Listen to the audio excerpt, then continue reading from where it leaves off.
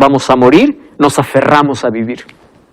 Por eso es que invertimos todo, gastamos todo por sanarnos, por recuperarnos, porque queremos vivir. Y aun cuando nuestros días sean malos, queremos seguir viviendo. A menos de que haya alguna enfermedad que afecte nuestra mente, ¿verdad? Donde el ser humano desee la muerte. Pero en otras circunstancias, fuimos creados para la vida. Todos hemos visitado un cementerio por alguna razón. Yo visito muchos cementerios, hago algunos funerales. Consolar a la familia no es fácil. Sin embargo, tampoco es fácil ver en un cementerio tanta cruz pensando que tú pudiste haber sido uno de ellos. Cuando yo veo una cruz, al pie de esa cruz no está enterrado solo una persona. Está enterrado sueños, proyectos, el corazón de una familia, y sobre todo está enterrado decisiones postergadas. Porque miles de esas personas, por un poquito no se salvaron. Porque rechazaron el último mensaje que recibieron. Nadie sabe cuándo es la última oportunidad. Yo siempre digo a las personas, mientras tengamos vida tenemos oportunidad, pero nadie sabe cuándo es la última. Nadie sabe cuándo es el último mensaje, el último llamado, la última vez que el Espíritu llama. Nadie sabe. Por eso la necesidad de poder vivir cada día como si fuese el último día de nuestra vida equivale para tener buena relación con Dios y buena relación con nuestros semejantes. Vive como si hoy fueses a morir. Tenemos el deseo de eternidad en el corazón. La muerte para unos es una coma, mientras que para otros es un punto.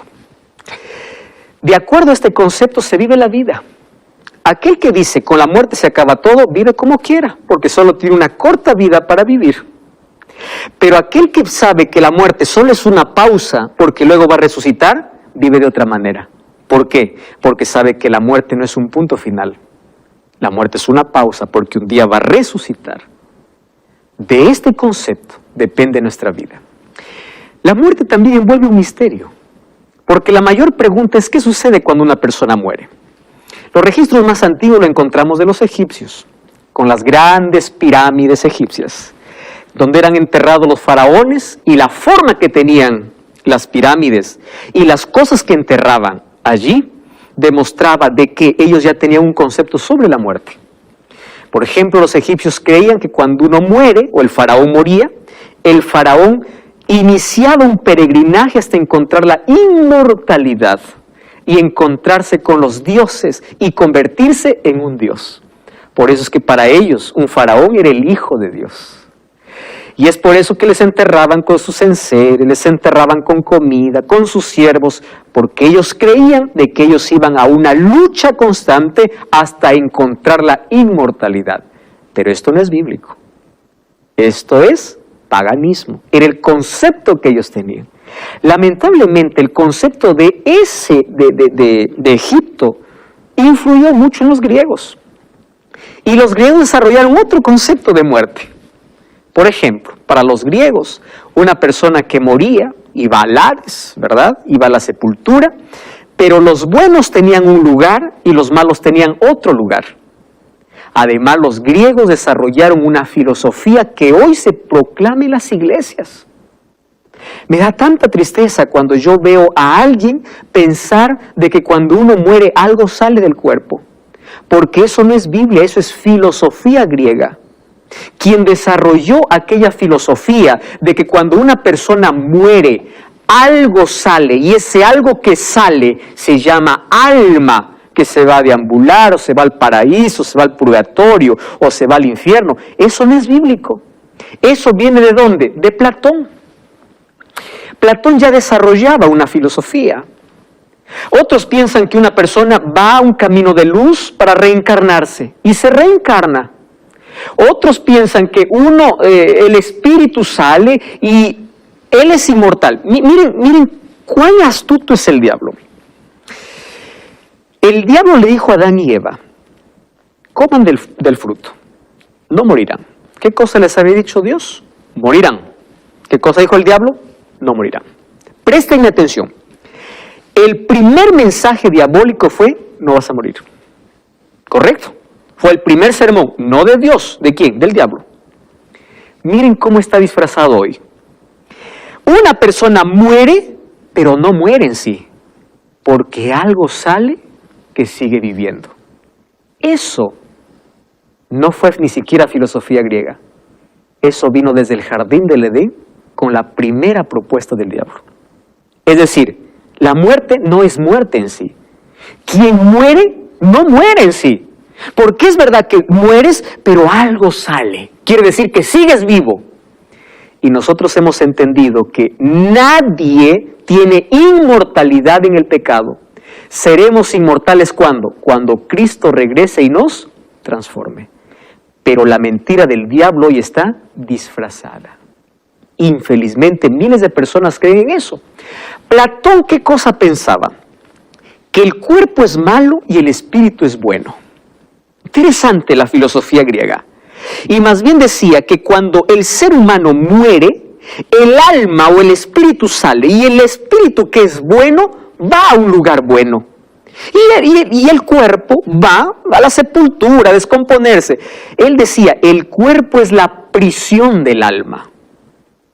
Ojo, eso no es Biblia. ¿Qué cosa es? Filosofía. Nosotros sabemos que los griegos influenciaron mucho, especialmente en nuestro mundo occidental. Ahora presten atención. Lamentablemente en muchas iglesias no se predica Biblia sino filosofía griega. Por el concepto que se tenga sobre la muerte o qué sucede cuando una persona muere. Ahora, Hollywood con sus películas nos muestra que la inmortalidad es real. ¿Ya vieron ustedes? Incluso sesiones espiritistas están basadas ¿en qué? En que la persona no murió, sino que está en algún lugar. ¿Comprenden? Eso es espiritismo. Y no me digan que el espiritismo forma parte del cristianismo. Pero cuando uno cree que el alma sale, ¿qué cosa está creyendo? Está creyendo que yo puedo comunicarme con los muertos. Y según Deuteronomio capítulo 18, versículo 10 al 12, comunicarse con los muertos es abominación a Jehová. ¿Por qué es abominación? Porque no te estás comunicando con un ser que perdiste. Es Satanás mismo quien está tomando la forma para hacerte creer. Por eso es que hay personas que dicen, no, yo lo vi, hay apariciones, yo escuché su voz y era igualita. ¿Ustedes recuerdan que un día Saúl fue a una pitonisa de Endor, a una bruja, y le dijo, quiero que me hagas venir a Samuel? Y la bruja le dijo, yo veo espíritus que suben. ¿Cómo que suben de la tierra? Y dice, sí, y le dio las características, a él es a quien yo busco. La sesión espiritista ya viene desde muy antes. Es por eso que Dios prohibió a su pueblo y le dijo, ustedes no consultarán a los muertos. Y en su palabra nos dejó claro cuál es el estado de los muertos. Ahora fíjense una cosa. El primer sermón de Satanás fue, no morirás. Y ese sermón diabólico, lamentablemente se está predicando. Se cree a través de tradición, a través de filosofía, o a través de predicaciones incluso de algunos. No vas a morir. Cuando alguien muere, no muere. Su alma sale. Está en el cielo, mirándonos desde el paraíso. O está en el tormento, está sufriendo. Yo ya visité a una mujer hace años que lloraba y decía, pastor, dígame por favor, ¿dónde está mi hijo? Mi hijo no era bueno, yo tengo pesadillas, mi hijo me dice que está en el infierno. Le digo, ¿de dónde sacas? Eso es lo que sueño. ¿Y de dónde? Tú tienes que creer en un sueño. Tu sueño muchas veces es reflejo de tu creencia. Pero tú tienes que ir a la Biblia y la Biblia te saca de esa esclavitud. Ahora fíjense, para entender la muerte tenemos que comprender primero la vida. ¿Qué es la vida? Para entender la muerte, hay que entender la vida. El libro de Génesis capítulo 2, versículo 7 dice así. Jehová Dios formó al hombre del polvo de la tierra, sopló en su nariz aliento de vida y fue el hombre un alma viviente. Présteme atención acá. La palabra alma viene del hebreo nefesh. ¿Qué cosa es nefesh? Nefesh significa vida, persona, ser vivo. Eso es en el idioma original. Nefesh. Vida, persona, un ser vivo. La palabra espíritu es la palabra ruah. Esa es la palabra en hebreo. Ruah. ¿Qué significa ruah? Aliento, vida. ¿Correcto? Aliento, soplo, vida. Eso es ruah. ¿Cómo Dios formó al hombre? Del polvo de la tierra y sopló ruah, aliento de vida. Entonces el hombre vino a ser ¿qué cosa? Vino a ser un nefesh. ¿Qué cosa es nefesh? Un ser vivo, un alma. ¿Cuál es la diferencia en el asunto de creencia sobre que el ser humano es un alma y tiene un alma? Miren, la diferencia es grande. La filosofía griega dice, el ser humano tiene un alma. Por eso que cuando muere, el alma sale. Eso dice la filosofía. Pero la Biblia no dice eso. La Biblia no dice que el ser humano tiene un alma. La Biblia dice que el ser humano es un alma. ¿Encuentra la diferencia? Mientras que los griegos decían, tiene, porque cuando muere sale el alma. La Biblia dice, no, tú eres un alma. Tú eres un ser vivo. Y la diferencia es grande, porque una vez más, aquí les voy a hacer recordar en la primera lección que vimos, cuando nosotros leemos la Biblia, tenemos que pensar que la Biblia no fue escrita en nuestro contexto cultural. Para los hebreos, alma no habría problema. Por eso es que ellos decían alma, alma. Cuando a un hebreo le decías alma, él pensaba en un ser humano. Pero cuando un occidental, que somos nosotros, leemos alma, ¿qué cosa pensamos? Ah, alma es algo que sale. Eso no es bíblico. ¿Eso qué cosa es? Filosófico. Y aquí hay una batalla entre la filosofía y la Biblia. ¿Correcto? Ahora fíjense, entonces, en conclusión, Dios hizo un alma. El ser humano es un alma. El ser humano no tiene un alma, sino es. Tú eres un alma. Ahora, ¿qué más dice la Biblia? Aquí voy a poner una ilustración. ¿Qué cosa es la vida? Es como una lámpara más electricidad. Polvo de la tierra más soplo de vida. ¿Qué cosa es? Un alma viviente. Entonces, cuando yo aquí separo, ojo, separo al foco de la electricidad, desaparece la luz. Ahora yo pregunto, ¿a dónde se fue la luz? A ningún lado, desapareció, se acabó. Pero cuando yo uno soplo de vida más polvo de la tierra, ¿qué cosa aparece? La lámpara, o sería esto, una persona, un alma viviente. Por eso es que la Biblia declara así.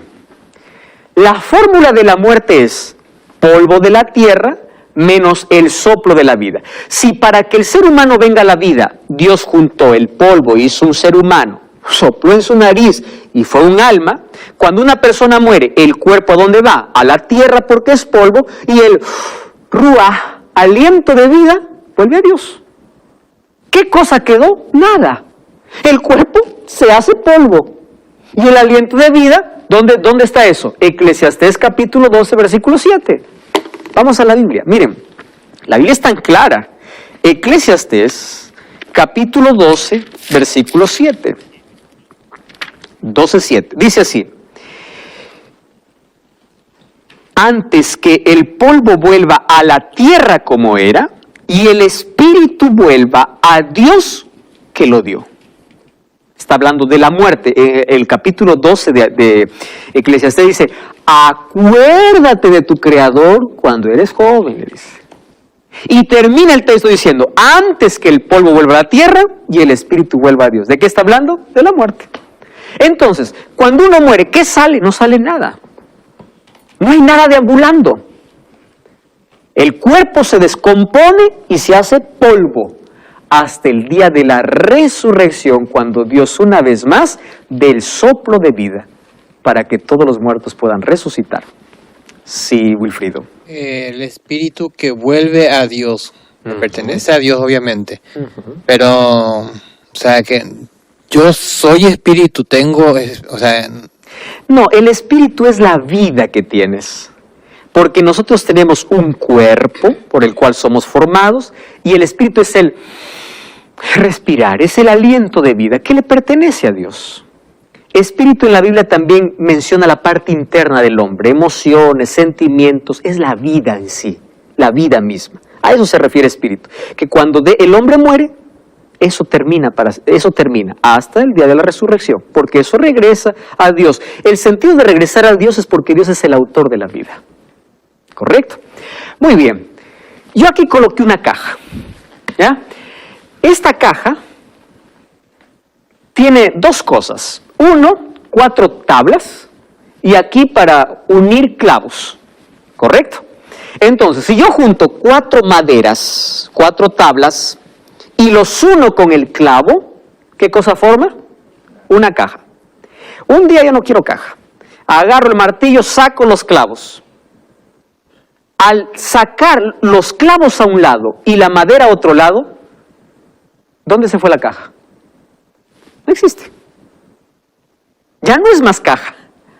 Al unir las tablas con los clavos, ¿en qué se convierte? En caja.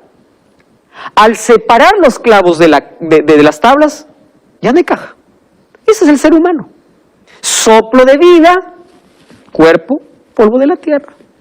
Ese es el concepto bíblico sobre la muerte. Por eso tenemos que leer la Biblia no con el concepto filosófico o concepto griego, sino con el concepto bíblico. Según la Biblia, miren, el ser humano es mortal o inmortal. Ezequiel 18:4 y el versículo 20. Maribel, por favor, puedes leer. He aquí que todas las almas son mías, como el alma del Padre, así el alma del Hijo es mía. El alma que pecaré, esa morirá. Muy bien. Puedes leer el versículo 20.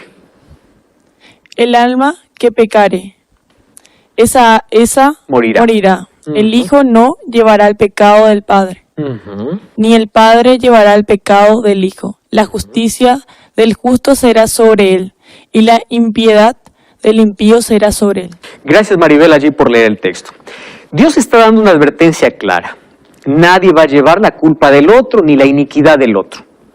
Pero también dice, el alma o la persona que pecare, esa morirá. ¿Qué cosa decía Satanás? No morirás. ¿Qué cosa dice Dios? Sí morirás. Entonces, nosotros decidimos a quién creer, a la serpiente o a Dios. ¿Correcto? Creemos lo que dice una película o lo que dice la Biblia. Lo que dice la Biblia realmente es lo que dice la filosofía. Eso es una cuestión ya de decisión personal. Sin embargo, nuestra cultura, nuestras tradiciones, lamentablemente están basadas en el paganismo y no en la Biblia. Y es por eso que tenemos un concepto equivocado sobre la muerte. La Biblia es clara y dice, el alma que pecare, esa morirá. Entonces, si alma es una persona, y si una persona cuando muere, muere de verdad, no hay nada que salga. ¿De dónde viene la idea entonces que cuando una persona es buena va al paraíso, la otra va al tormento o la otra va a un lugar que se llama purgatorio? Y con una oración yo puedo sacarlo del purgatorio. Miren qué peligroso es eso. Porque si a mí me salvan de muerto, ¿para qué me voy a arrepentir de vivo? Y la salvación no es un asunto de que alguien me salve o la salvación no es un asunto de que yo me salvo por la oración de alguien. Yo me salvo por mi elección, porque yo acepto a Jesús. ¿Correcto? Entonces, cuando nosotros aceptamos la filosofía, abrimos la puerta para el espiritismo, comunicación con los muertos, para pensar en tantas otras cosas que no tienen un fundamento bíblico. ¿Cuándo los salvos recibirán el don de la inmortalidad? Esto ya leímos en el capítulo anterior. 1 Corintios 15 dice, cuando se toque la trompeta, los muertos serán resucitados incorruptibles y nosotros seremos transformados. Es decir, incorruptible significa sin defecto, perfecto, correcto, van a resucitar.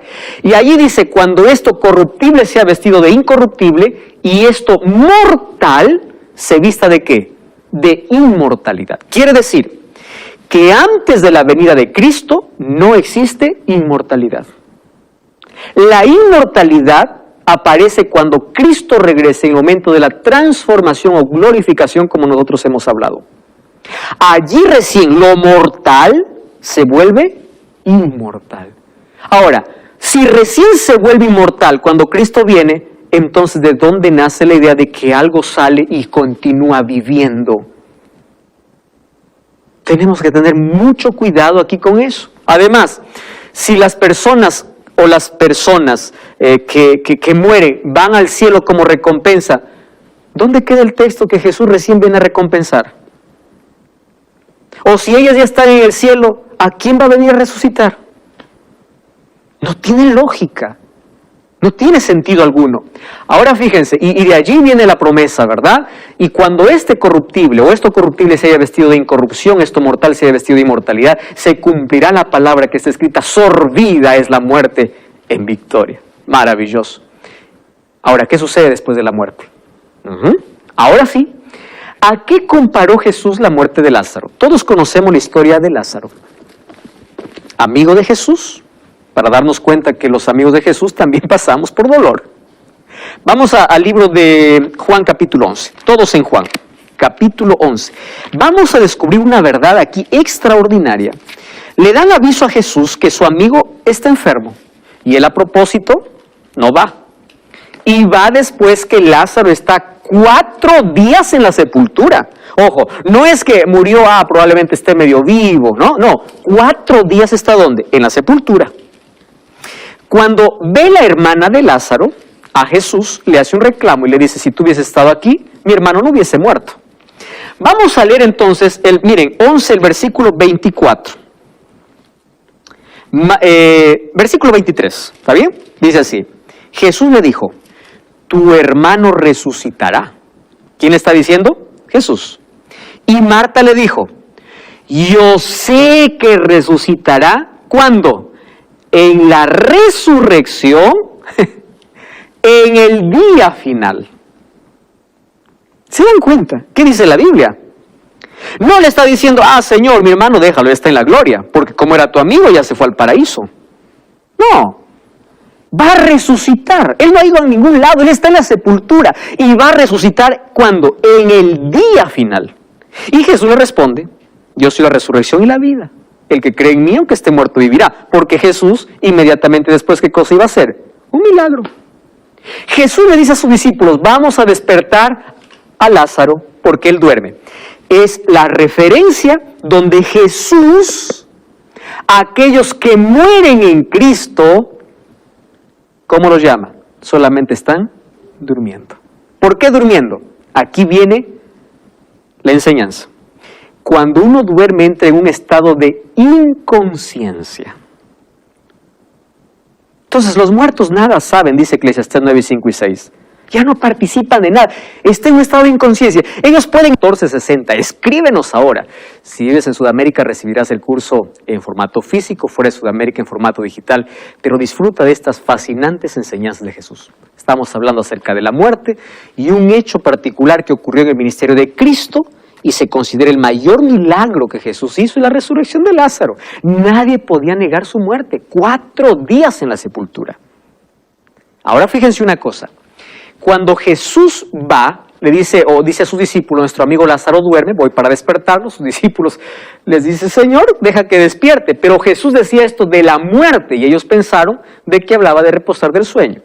Les estaba diciendo que cuando la muerte es comparada a un sueño, es porque está hablando que un sueño, cuando uno está durmiendo, entra en un estado de inconsciencia. Uno duerme 10 de la noche, despierta 5 de la mañana, parece que el tiempo no pasó, obviamente. Así es la muerte. Entonces, Jesús dice, es como un sueño, él está durmiendo, está inconsciente. Entonces, no da la idea de que, se fue a disfrutar, está atormentado, está en el purgatorio, está haciendo... No, está en un estado de inconsciencia. Además, Marta le dice, yo sé que mi hermano resucitará. No le está diciendo, mi hermano ya está en el paraíso disfrutando. ¿Correcto? Vamos a ver algunas otras cosas. Miren, otra cosa. Lázaro cuando salió, él no contó, mire Señor, estuve en el paraíso. Nadie. Él venía de la muerte. Otra cosa. Cuando Jesús llama a Lázaro, ¿saben qué cosa le dice? Lázaro, sal. Ojo. No le dice Lázaro, baja. No le dice Lázaro, sube. ¿Qué le dice? Sal. ¿Entiende lo que Jesús está diciendo? Porque si Lázaro hubiese estado en otro lugar, ya disfrutando en el paraíso, Lázaro, baja. Hubiese dicho Jesús, sal. Porque un muerto, el cuerpo vuelve al polvo. Y el aliento al autor de la vida, y no hay nada fuera de ello. ¿Correcto? Ahora fíjense, ¿cómo describe la Biblia el estado de los muertos? Salmo 6.5 dice, en la muerte no hay memoria, en el Seol, Seol es sepultura, ¿quién te alabará? Nadie, ¿correcto? Ahora, Eclesiastés 9:5, los vivos saben que han de morir, pero los muertos nada saben. No tienen paga, su memoria es puesto en olvido. No saben nada, no participan de nada. Ah, no, yo me comuniqué con fulano de tal. No es esa persona. Cruzar la línea del espiritismo es hablar con el mismo demonio. Satanás puede tomar la forma humana, hacernos escuchar las voces de nuestros seres queridos para atraparnos en esta grande mentira sobre la inmortalidad del alma. ¿Qué sucede cuando una persona muere? Dios dijo en Génesis 3:19, con el sudor de tu rostro comerás el pan hasta que vuelvas a la tierra, porque de ella fuiste tomado, polvo eres y al polvo vas. Y allí Salmos 146 dice, sale su aliento y vuelve a la tierra. Miren esta expresión, sale su aliento, vuelve a la tierra. En ese mismo día perece todo. No hay más acción, no hay más actividad. Esto es Biblia, esto no es filosofía. Por eso el libro de Deuteronomio capítulo 10, versículo 18, 10 al 12, Dios condena la práctica de comunicarse con los muertos. Allí dice, no se ha hallado en ti quien haga pasar su hijo o su hija por fuego, ni quien practique adivinación, ni agorero, ni sortilejo, ni hechicero, ni encantador, ni adivino, ni mago, ni quien consulte a los muertos. ¿Por qué? Porque esto es abominación para con Jehová. ¿Por qué es abominable? Porque tú estás yendo a un terreno oscuro y prohibido. En el libro de Isaías capítulo 8, versículo 19, ¿qué cosa dice? ¿Consultará el pueblo a los muertos en lugar de consultar a su Dios? Entonces, aquí yo voy a responder una pregunta que muchos se pueden hacer. Si no existe un alma sufriendo, ¿por qué Jesús contó la parábola del rico y Lázaro? Que eran dos personas que cuando murieron, uno fue a la gloria y el otro se fue al tormento. ¿Han escuchado ustedes esa parábola? Hoy vamos a responder. Correcto, vamos a abrir la Biblia, Lucas. Vamos al libro de Lucas capítulo 16 y ahí está la historia que Jesús contó, porque esto para muchos dicen, no, está equivocado, porque aquí Jesús está diciendo.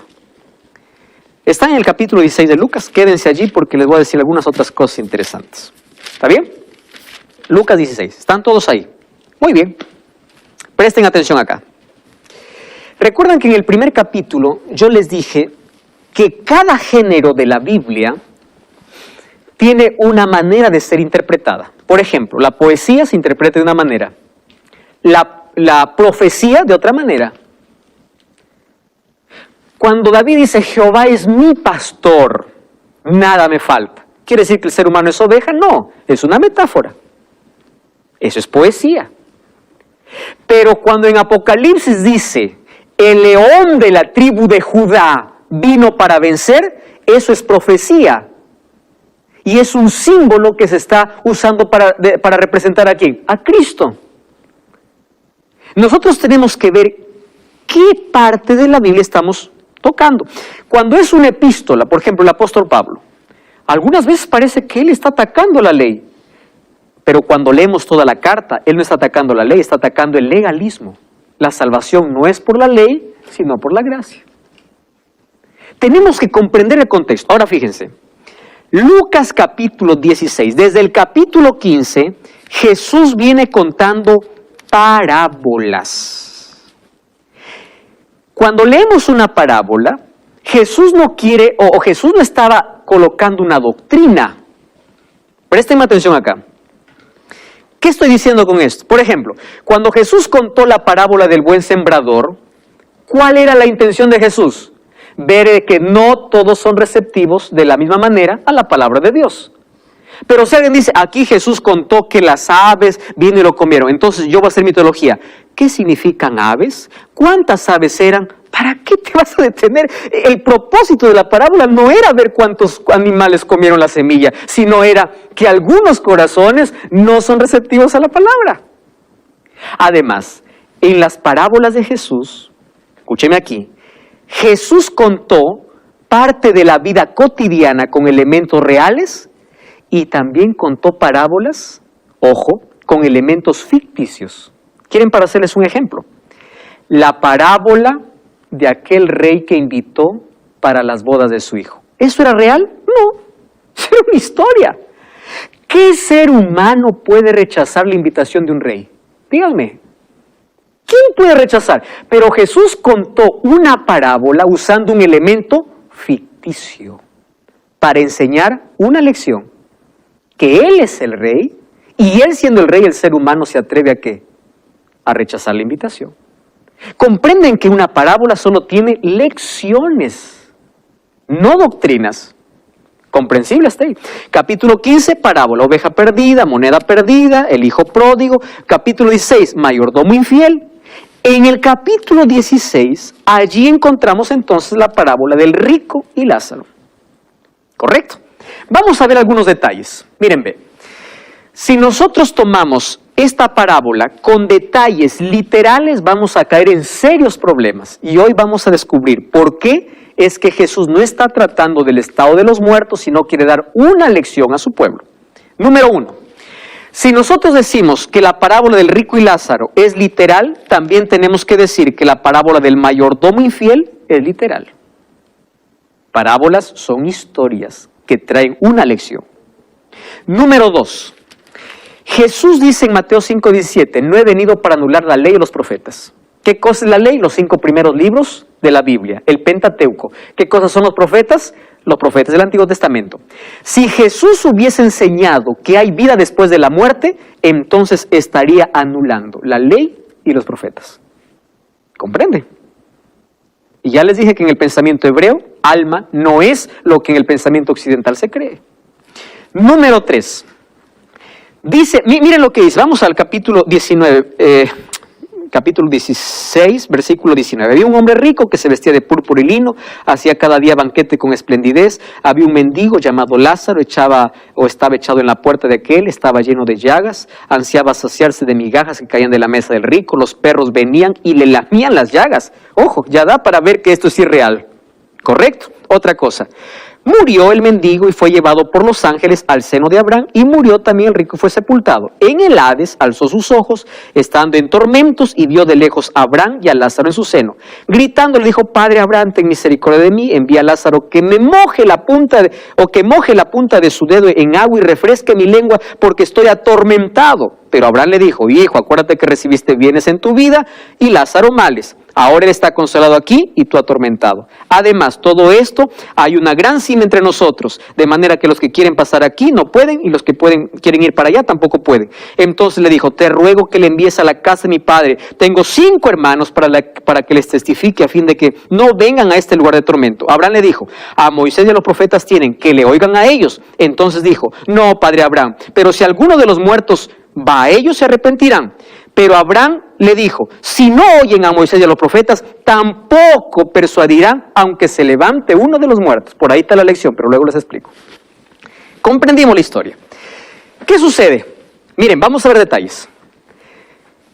¿Por qué supuestamente, si nosotros lo tomamos literal, vamos a encontrar varios problemas aquí? Primer problema, el pobre se fue al cielo, no porque se arrepintió, sino porque lo pasó mal en la tierra. Así dice. Entonces significa que aquellos que lo pasan recontra mal, ya están salvos.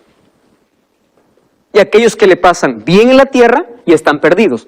¿Eso es un concepto bíblico? No. ¿Se dan cuenta que la parábola no tiene esa lección? Número 2. ¿En qué parte de la Biblia dice que existe el seno de Abraham?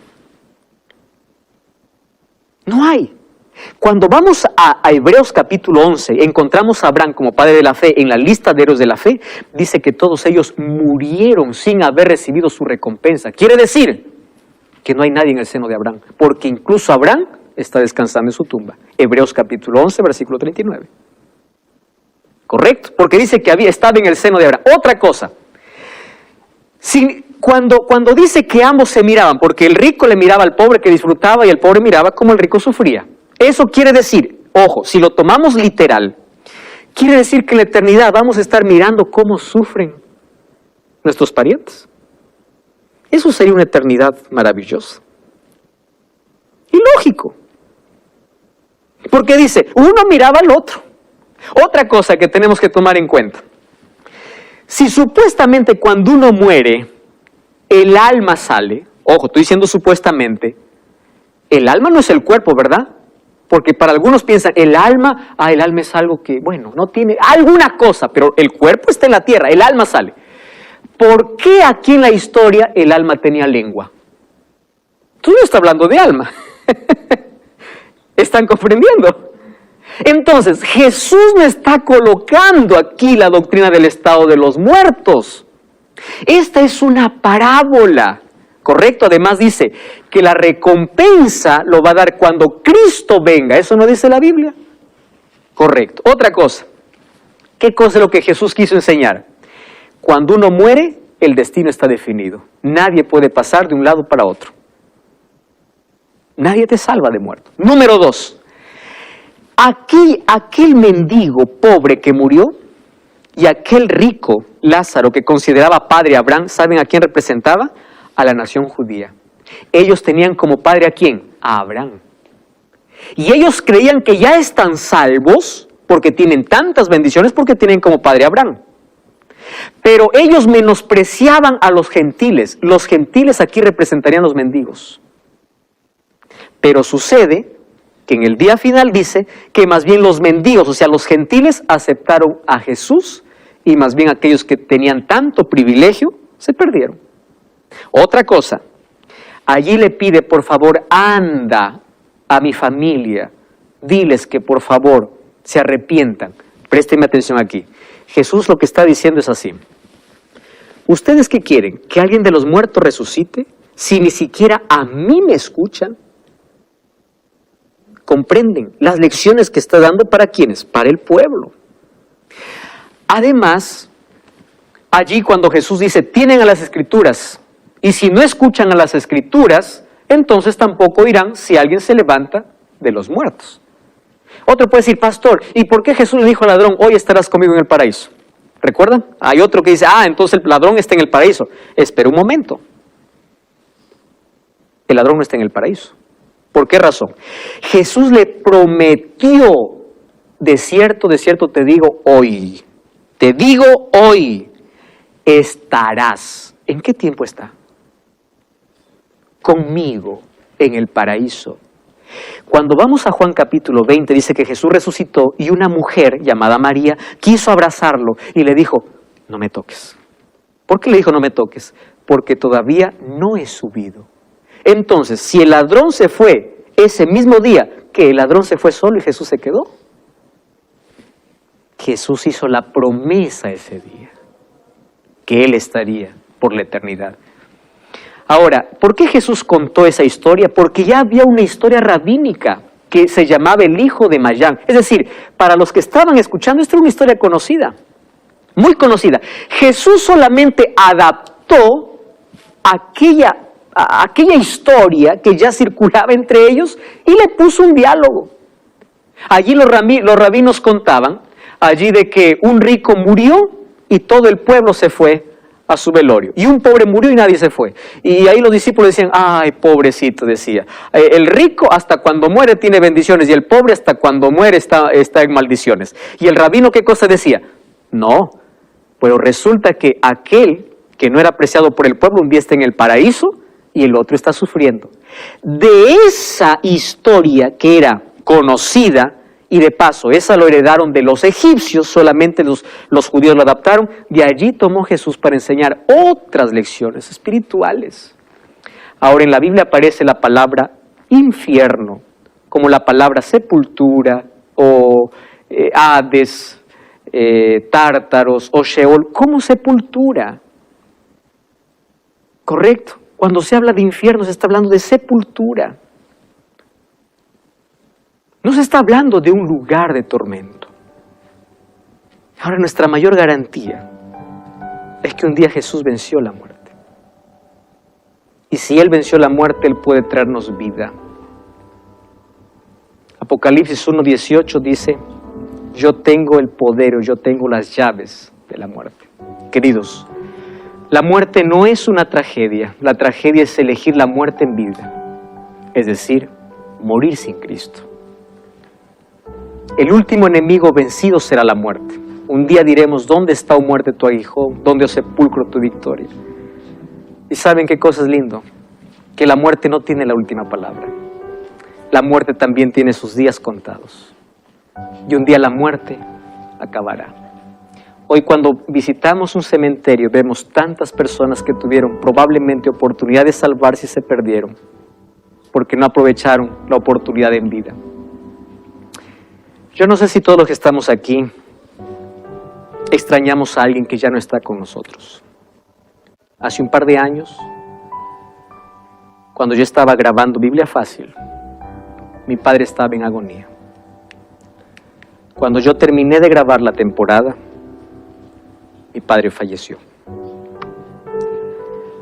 Yo no tuve oportunidad para despedirme de mi padre.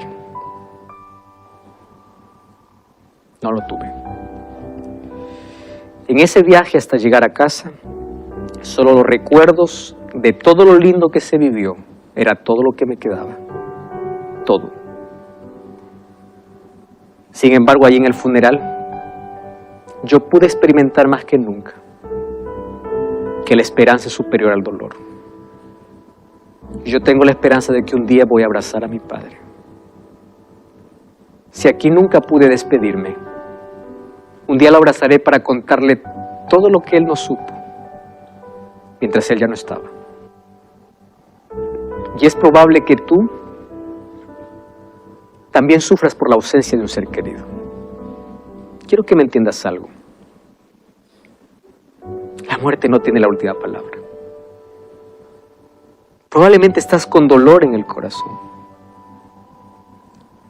Probablemente el proceso de duelo te dure por mucho más tiempo.